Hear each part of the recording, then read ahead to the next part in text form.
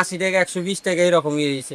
সেইবারের জন্য ই করেন, নেক্সট টাইমে যদি আইসা পান তাহলে আপনার যা আছে আপনি ওই শাস্তি দেন। অনুসন্ধান বলছে যেসব স্পট থেকে সারা দেশে নকল ওটস সরবরাহ করা হয় তার অন্যতম পুরান ঢাকার বেগম বাজার।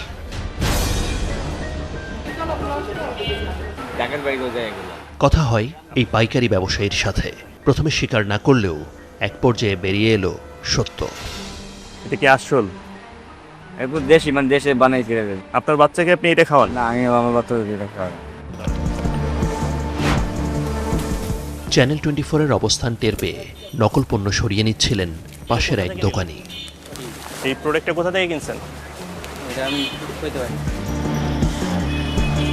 কিন্তু কথা হলো এই বাজারে নকল ওটস আসে কোথা থেকে?